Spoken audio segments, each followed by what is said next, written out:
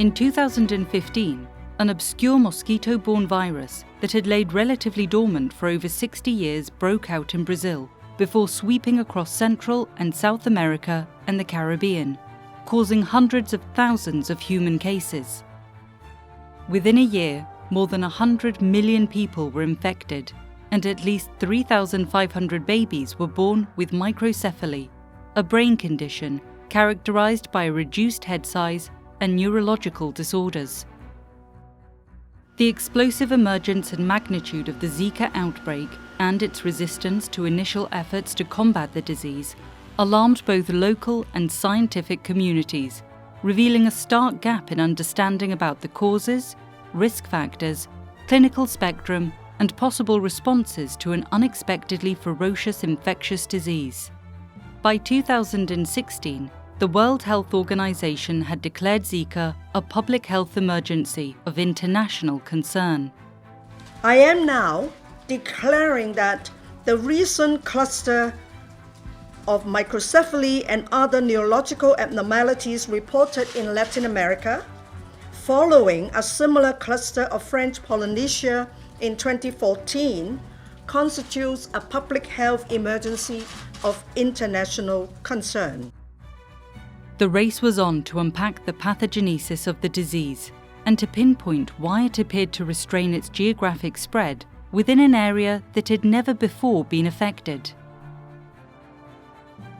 Aided by an €11.6 million grant from the European Union's Horizon 2020 fund, a team of multinational and interdisciplinary experts were brought together under the banner of the Zika Preparedness Latin American Network, Zikaplan, hosted by Sweden's Umeå University, and led by scientific coordinator Professor Annelies Wilder-Smith, alongside project coordinator Dr. Raman Preet. Zikaplan is a research consortium funded by the European Commission that includes 25 institutions from around the world. So the strength of such a consortium is that we bring together a wealth of expertise and talents and skills and qualifications from all around the world, plus access to clinical sites and research laboratories around the world.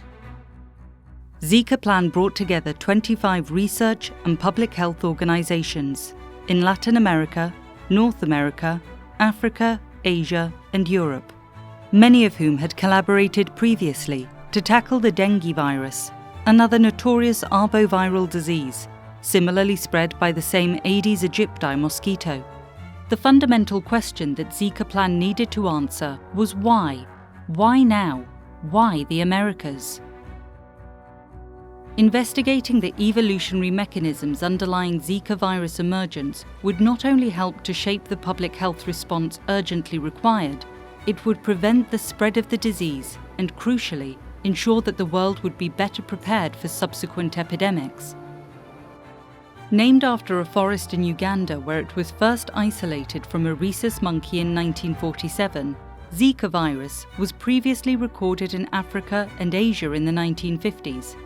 Subsequent small-scale outbreaks occurred in French Polynesia in 2013 and other Pacific islands in 2014 and in Cape Verde in 2015. But not to the degree that it exploded in the Americas. To ascertain why, several teams of experts in virology, entomology, phylogenetics, immunology, and mathematical modelling joined forces to analyse the transmission patterns of the two lineages of the virus, Asian and African. Without exception, all Zika outbreaks were found to be associated with the Asian lineage of the virus, so it was to the researchers' surprise that the African lineage of Zika nonetheless revealed itself to be highly transmissible and lethal to embryos in laboratory experiments. Something else was preventing it from emerging in Africa. It turned out the explanation lied in the mosquito's recent evolutionary history.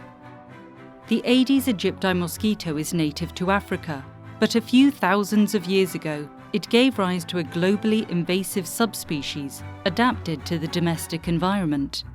In developing a preference for humans, researchers found the domesticated version of the Aedes aegypti mosquito had also evolved to become more permissive to the virus as compared to its sub-Saharan relative, explaining why Africa remained untouched and the Americas were so devastated by the 2015 outbreak.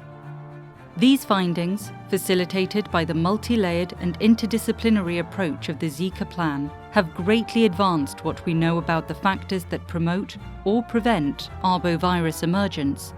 Having shed some light on the mystery of how and why, the next question that scientists are determined to answer, based on the remarkable adaptability of arboviruses, is where else is the Zika virus going to hit again in the future? While the incidence of Zika may have declined dramatically within a year of its emergence in the Americas, estimates suggest that it could return in 5 to 10 years, potentially exploding in other parts of the world. Add that to the escalating impacts of climate change and global migration on public health, and the importance of preempting future outbreaks remains as prescient as ever in the interests of humanity's future prospects.